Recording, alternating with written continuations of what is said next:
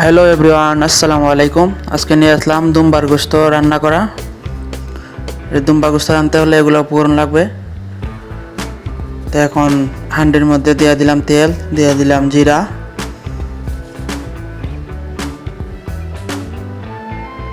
তো এই রান্নাটা দিয়ে দিলাম গরম মশলা। এই রান্নাটা প্রবাসীদের জন্য খুব অল্প সময়ে রান্না ফেলতে পারবেন।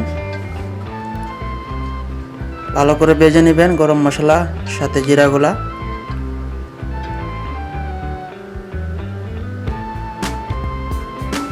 তো এখন দিয়ে দিলাম পেঁয়াজ এভাবে কুচি করে কেটে নেবেন, দিয়ে ভালোভাবে নেড়ে নেবেন যেন ভালোভাবে হয়। এখন দিয়ে দিলাম অল্প একটু লবণ, স্বাদ মতো আপনারা দিয়ে দিবেন লবণ। দিয়ে দিলাম থেতো করে রাখা রসুনগুলা।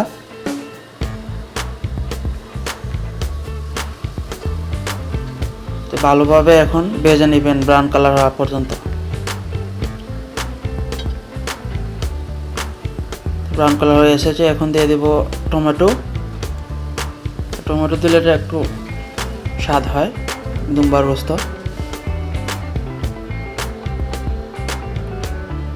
এখন দিয়ে দিব অল্প একটু পানি দিয়ে দিলে এখন মশলাটা দিলে মশলাটা পুড়বে না। এখন দিয়ে দিব হলুদ গুঁড়ো,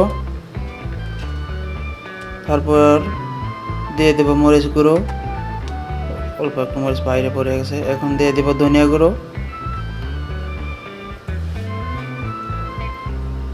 এখন দিয়ে দিব আদা গুঁড়ো দিয়ে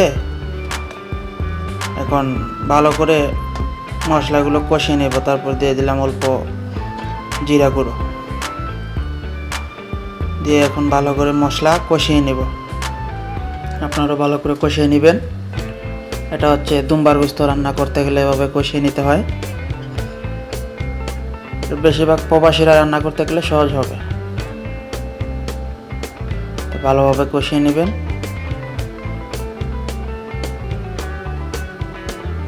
তো এখন দিয়ে দিব দুম্বার গোস্তগুলো,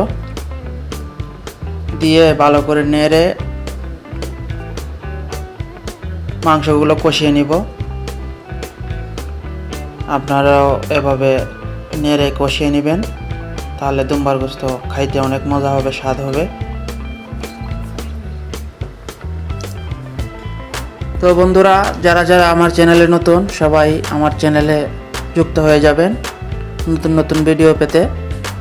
তো এখন ডেকে একটু পরপর নেড়ে দেব, কষিয়ে নেব।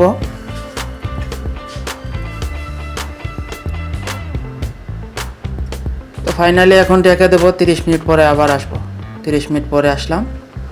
দেখো বন্ধুরা, ফাইনালি দুম্বার গোস্ত হয়ে গেছে। ভিডিওটি কেমন লাগলো জানাবেন।